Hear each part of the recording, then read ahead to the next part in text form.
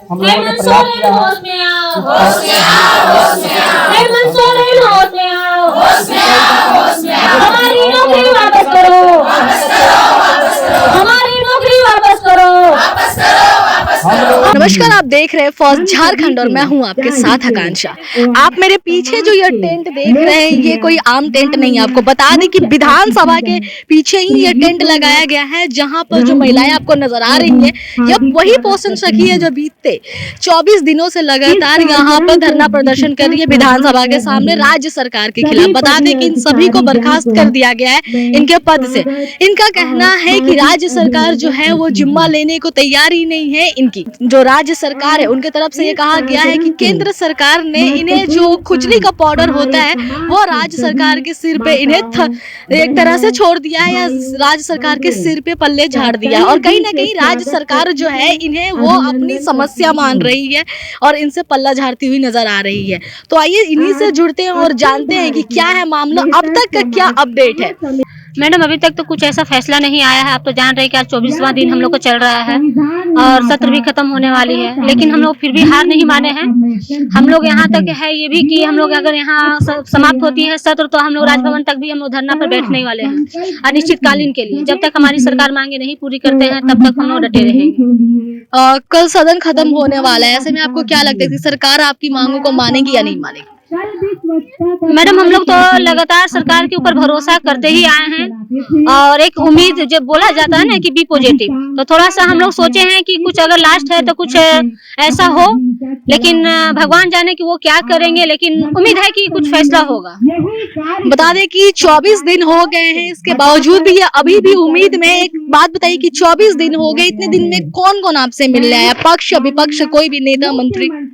Madam, अभी तो हम पक्ष विपक्ष के बारे में बात करते हैं तो हमारे अमित मंडल जी आए हैं और एक दो विधायक आए थे। हमारे कुछ पक्ष विपक्ष दोनों मिलाकर ही कुछ लोग आए थे जिनका हमको थोड़ा नाम उतना से ज्ञात नहीं है। तो कोई आश्वासन मिला आप लोगों को? आश्वासन क्या, उन्होंने कहा कि मैडम हम लोग आपके साथ में हैं और जहां तक होगा वहां तक हम आप लोग के साथ खड़ा रहेंगे, बस यही इनका कहना है। हेमंत सोरेन की तरफ से जो एक स्लोगन है कि हेमंत है तो हिम्मत है, क्या लगता है आप लोगों को अभी हिम्मत है या हिम्मत उठता हुआ नजर आ रहा है? देखिए, उनका काम था स्लोगन देना और स्लोगन कोई भी दे सकता है, लेकिन स्लोगन पे खरे उतरना, अगर जो खरे उतर गया उस स्लोगन को हम एक्सेप्ट करेंगे, लेकिन जब तक स्लोगन खरे नहीं उतरता है उस चीज को हम एक्सेप्ट नहीं करेंगे और हम लोग की नजर में अभी तक वो स्लोगन खरा नहीं है। तो ऐसे में जो वर्तमान सरकार है और जो हमारे सीएम उनके तरफ से कहीं ना कहीं आप लोगों को बोझ या सरदर्द माना जा रहा है, इस पे क्या कहना?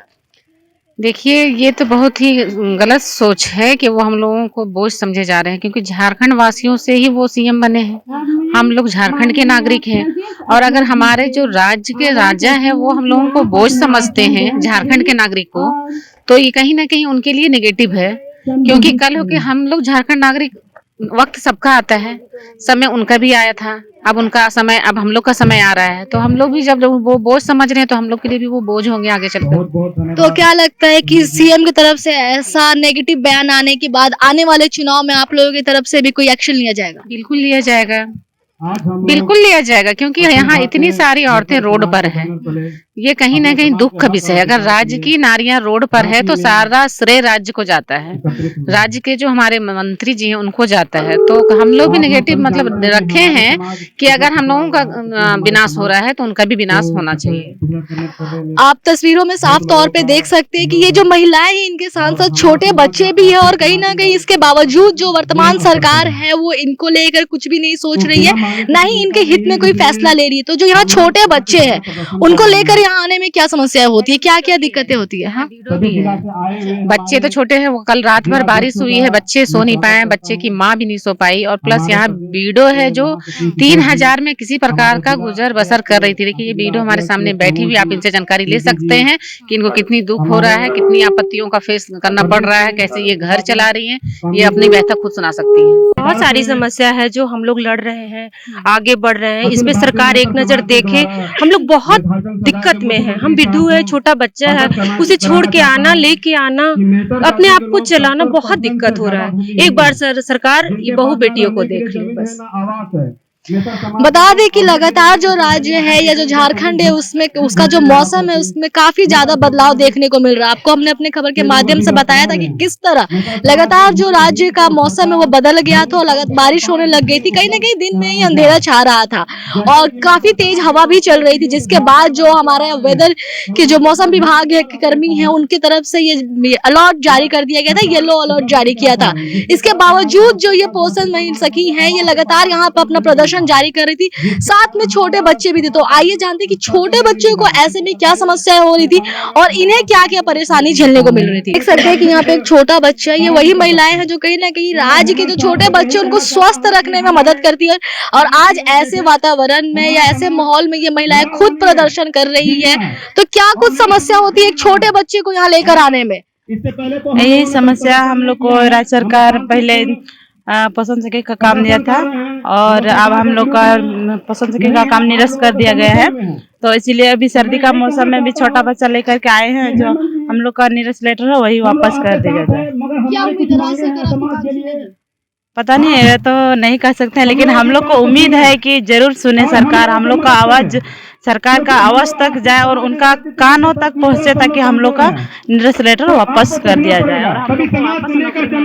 यहाँ दूर दूर तक कुछ खाने पीने को नहीं मिलता है, खुला मैदान है, ऐसे में छोटे बच्चे के लिए खाने की चीजें कहाँ से लाते हैं?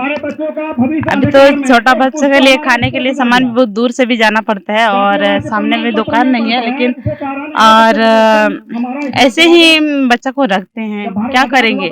ऐसा स्थिति हो गया है जो सरकार हम लोग का कुछ भी सुन ही नहीं रहा है, तो छोटा बच्चा को लेकर के भी रहना पड़ता है उसी तरह। बता दें कि ये सभी महिलाएं हैं और ऐसे खुले आसमान के नीचे एक फील्ड में ये सभी धरना दे रही हैं। ऐसे में एक महिला के तौर पे भी इन्हें काफी समस्याएं होती है। एक महिला के तौर पे आप लोगों को काफी समस्या होती है, चाहे वो नहाने धोने की समस्या हो या बाथरूम आने जाने की हो, तो उसको आप लोग कैसे हैंडल करती हैं? मैडम ऐसे तो हम कहते हैं कि ऐसे आपका वाहन भी है, आपका चलता फिरता शौचालय है, लेकिन वो काफी गंदा रहता है और उसमें हम लोग ना चाहते हुए भी हम लोग को पर्दा के लिए हम लोग को जाना पड़ता है। कुछ महिलाएं तो खुले मैदान में भी, मतलब उसके लिए हम लोग कह नहीं सकते कि हम लोग किस स्थिति से गुजर रहे हैं। आप यहाँ तो देख रहे हैं मौसम काफी, हम लोग शाम होते होते मौसम चेंज हो जाता है, बारिश जब होती है तो यहाँ से गिरता है पानी, चाहे वहां से गिरता है, लेकिन हम लोग एक साइड कोना पकड़ के गद्दा उद्दा लेकर एक साइड में हम लोग तबके रहते हैं। तो सोचिए मैडम कि अगर हमारी सरकार यहाँ लास्ट में विधानसभा के अंदर में आप देख रहे हैं सब कुछ उनके पास जाता है, उनका आर्मी भी यहाँ पर रहता है, सीआईडी भी उनके पास रहता है, हर चीज का अपडेट जाता है। लेकिन ये कहाँ की नीति है कि आप अपने ही राज्य की बेटियों को इस तरह से आप मतलब कि दुखी देख रहे हैं और आपको खुशी भी मिल रहा है। उनसे मिलकर हम लोग कई बार, एक बार दो बार नहीं 100 बार मिल चुके हैं। उनका यही कहना है कि सोचा जा रहा, किया जा रहा, करेंगे, लेकिन कब कीजिएगा। लास्ट में उन्होंने वो कहते क्या है कि आप लोग अपने पे डिपेंड बनिए, सेल्फ डिपेंड बनिए, हम बन जाएंगे। बाकी महिला कैसे बनेगी मैडम? हम लोग कुछ तो आप जान रहे कि मेरिट लेवल पे हम लोग बहाली है, लेकिन बाकी महिला कहाँ जाएंगी? आप उनके लिए क्या कर रहे हैं? बोलते हैं कि आप बिजनेस कीजिए, तो बिजनेस के लिए आप क्या कुछ दे रहे हैं? आप दीजिए सर, हम लोग बिजनेस करने के लिए तैयार है। हर एक महिला जो 10,000 महिला है ना, आप सबको पैसा फंड में डालिए, हम लोग तैयार है। और हम लोग ये सब धरना जो है ना, आंदोलन धरना हम लोग क्यों करेंगे? यहाँ तक आप आगे बहुत चीज है जो देख सकते हैं कि अगर पिछले आंदोलन में हम लोग को जेल तक भी, हम लोग को थाना तक जाना पड़ा।